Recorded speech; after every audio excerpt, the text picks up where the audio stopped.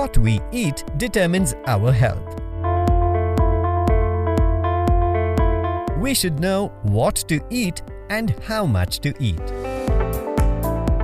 According to experts, an adult human being requires daily 1 gram protein per kg body weight.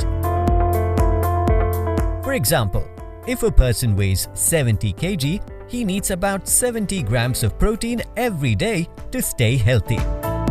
It is better if we get 50% of our daily protein needs through biological sources. The most affordable biological source of protein is chicken. So, how much chicken should be eaten every day? 100 grams of chicken contains about 20 grams of digestible protein. Considering all these factors, a healthy adult with a moderate weight needs about 150 to 200 grams of chicken every day. A sports person may require 300 to 400 grams per day.